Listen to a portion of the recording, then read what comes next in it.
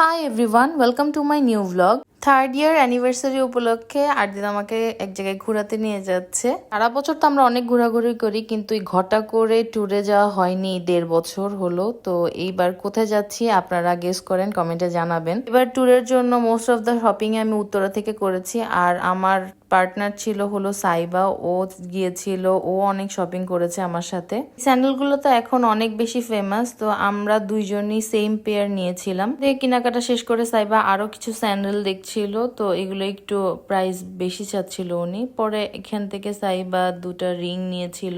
এরপরে আবার আমরা চলে গিয়েছিলাম ঢাকা স্ট্রিটের ওখানে কিছু খাবার দাবার খাওয়ার জন্য, আর একটু আড্ডাও দিয়েছি আমরা। এটা হলো সাইবার অনেক ফেভারিট একটা রেস্টুরেন্ট। ঢাকা স্ট্রিটের ভেতরে একটা রেস্টুরেন্ট আছে, রেস্টুরেন্টের নামটা মনে নেই। ওদের এই খাবারটা খুব মজা ছিল, চিকেন গ্রিল। রাইস বোলটা এভারেজ ছিল। এবার আমরা আমাদের হোটেল বুকিং দিয়েছি গোজায়ান অ্যাপ থেকে, তো এইটাই দেখাচ্ছিলাম আপনাদের। এরপরের দিন মিরপুর 11-তে গিয়েছিলাম মান্থলি গ্রোসারি শপিং করতে। নাস্তা খেয়ে আসিনি, রাব্বানিতে এসেই নাস্তা খেয়েছিলাম। তো আর দিদি এখানে বলছিল যে আপনি যে ক্লিপ নিচ্ছেন, আমার তো রুটি আসেনি। রাব্বানির চা আমাদের দুজনেরই বেশ পছন্দের, তো আমরা চা দিয়ে পরোটা দিয়ে খাচ্ছিলাম।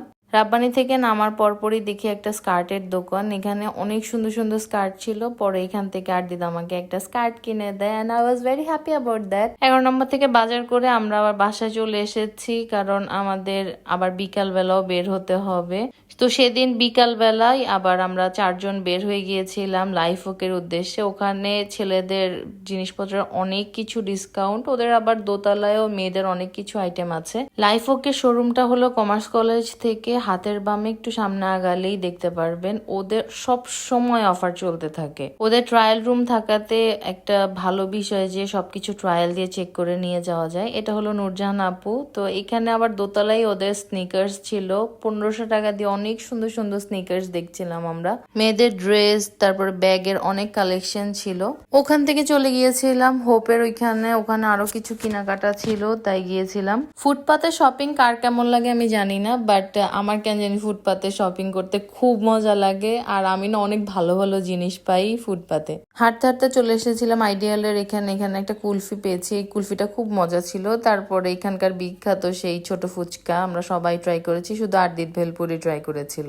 এর জন্য তো মাস্ট সানগ্লাস লাগবে, তো পরে আমরা এখান থেকে কয়েকটা সানগ্লাস নিয়েছিলাম। তারপরে আবার মিরপুর 11-তে গিয়েছিলাম, সাইবার কিছু প্যান্টের কাজ ছিল ওইটার জন্য। তো নূরজাহান আপু আবার ঝালমুড়ি খাইয়েছিল। ইসিবিতেই লাভ প্রেপিস নামে একটা দোকান ওপেন হয়েছে, ওদের এখান থেকে আমি এই একটা ইয়াররিং নিয়েছিলাম। আরেকদিন বের হয়েছিলাম সাইবার সাথে, ওর ভার্সিটিতে গিয়েছিলাম। আবার উত্তরে আরো কিছু কেনাকাটা বাকি ছিল, তো সাইবার ফ্রেন্ড আবার আমাদেরকে ট্রিট দিয়েছিল। আর দিদের ক্যাপ খুব পছন্দ, তো ওর জন্য ক্যাপ নিয়ে এসেছিলাম, সেটাই পরে সে বসেছিল। আর আমি একটা নেক পিলো কিনেছি, কারণ বাসে আমার ঘুমাতে খুব কষ্ট হয়, তো এই জন্য নেক পিলো নেওয়া। ওর জন্য একটা চেইন নিয়েছিলাম। রিমাস এপিয়ারেল থেকে একটা ড্রেস নিয়েছিলাম। ড্রেসটা অনেক পছন্দ হয়েছে আমার, এবং ফ্যাব্রিকও খুব ভালো ছিল। ফোন কভার নিয়েছিলাম মিরপুর 10 থেকেই। তেমন কোনো ভালো কালেকশন পাইনি। এই ব্যাগটা একটা গিফটের ব্যাগ, আব্বু আমাকে গিফট করেছে। ব্যাগটা এত পছন্দ হয়েছে, ব্যাগের কোয়ালিটিটা খুবই ভালো ছিল। দেন সাইবা আমাকে 2টা লিপস্টিক গিফট করেছে, একটা রেড আর একটা নুড কালারের ভিতরে। এই 2টা লিপস্টিক অনেক সুন্দর ছিল কালার। আজকের মতো এখানেই বিদায় নিয়ে নিচ্ছি। See you guys in the next video. By.